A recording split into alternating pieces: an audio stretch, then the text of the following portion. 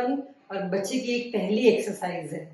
Walking जो होती है वो आपको फिजिकली और मेंटली दोनों तरीके से फिट रखती है, क्योंकि वो आपकी बॉडी में फिजियोलॉजिकल, साइकोलॉजिकल और बायो इलेक्ट्रिकल चेंजेस लाती है। कैसे लाती है वो हम आपको आगे आगे बताएंगे।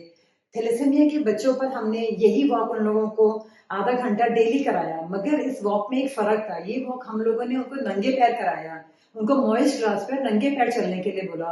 और इसी नंगे पैर चलने को ही बोलते हैं grounding. Grounding means to earth से कनेक्ट होना, और इसी को डॉक्टर बीआरसी सर ने अर्थ थेरेपी का नाम दिया है, जो आजकल वो आपको सिखा रहे हैं।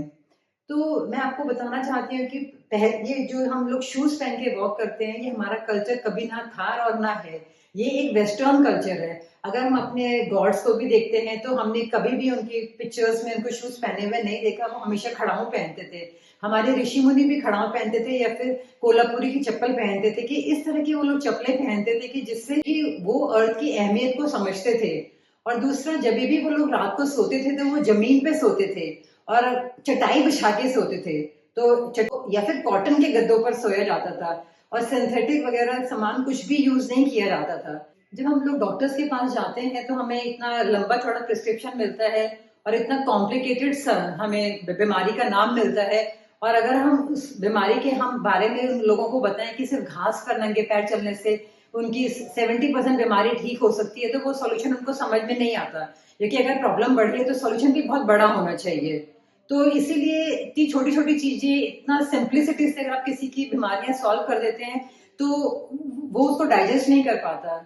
जब मैं डॉक्टर बीआरसी सर की इमरजेंसी ड्यूटी में काम करती थी तो अर्ली मॉर्निंग हार्ट अटैक के केसेस बहुत आते हैं। सीने में दर्द होना, पैल्पिटेशन होना, एंजाइटी होना।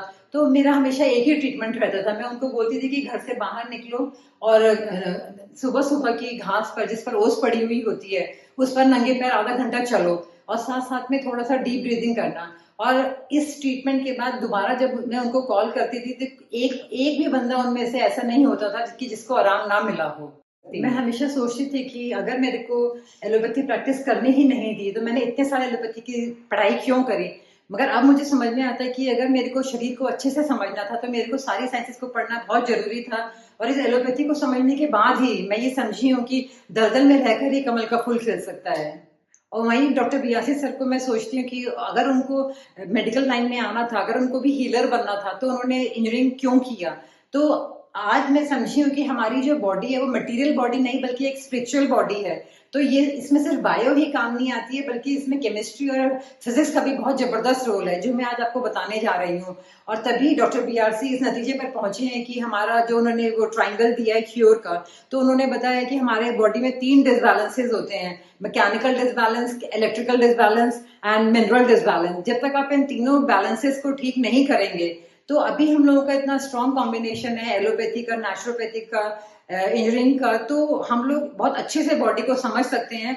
और इतनी सिंप्लिसिटी से हम आपको बताना चाहते हैं कि आप अपनी बीमारियों को रिवर्स कर सकते हैं।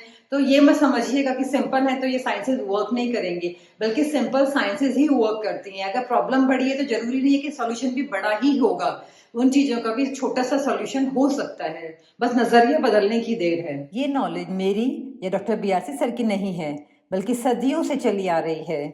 निकोला टेस्ला का नाम तो सबने सुना ही होगा, जिन्होंने फ्री और वायरलेस इलेक्ट्रिसिटी प्रोड्यूस करने का दावा किया था। उन्होंने बताया था कि हम अर्थ को एक बिग नेचुरल कंडक्टर की तरह यूज कर सकते हैं। निकोला टेस्ला अपने टाइम के बिगेस्ट इन्वेंटर थे। 100 से भी ज़्यादा पेटेंट्स हैं उनके नाम। 80% से ज़्यादा टेक्नोलॉजी जो आजकल हम लोग यूज़ करते हैं उसका क्रेडिट उन्हीं को जाता है। मगर तब तक वो जिंदा रहे, वो विवादों से घिरे रहे और थॉमस एडिसन के साथ, और सारा क्रेडिट थॉमस एडिसन को मिलता गया और वो एसी करंट और डीसी करंट की लड़ाइयाँ ही लड़ते रहे। निकोला टेस्ला एक वर्कोहॉलिक पर्सन थे और वहीं पर थॉमस एडिसन एक बिजनेसमैन थे। आखिरी के कुछ साल में तो उनको नज़रबंद करके एक होटल में रखा गया।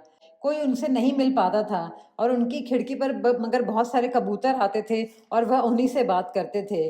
उनमें से ही एक सफ़ेद कबूतर था और वो लिखते हैं कि उस कबूतर से उनको प्यार हो गया था और इसके वजह से उनको ऑब्सेसिव कंपल्सिव डिसऑर्डर के एक जो ब्रेन की बीमारी होती है उसका खिताब मिल गया। और जब उनकी डेथ हुई तो उनकी सारा जो भी उनकी इन्वेंशंस या जो भी उनकी बुक्स वगैरह थी सब उनकी जब्त कर ली गई थी। और एक मूवी है द प्रेस्टीज जिसमें उनकी लैब दिखाई गई है और वो मैं आपको वीडियो दिखा रही हूँ।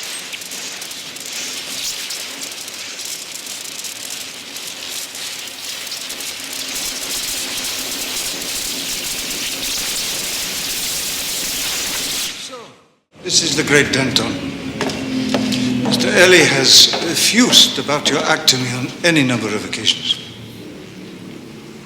Hold out other hand.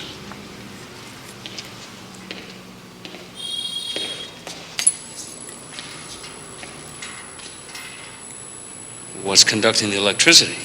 Our bodies, Mr. Angier, are quite capable of conducting and indeed producing energy.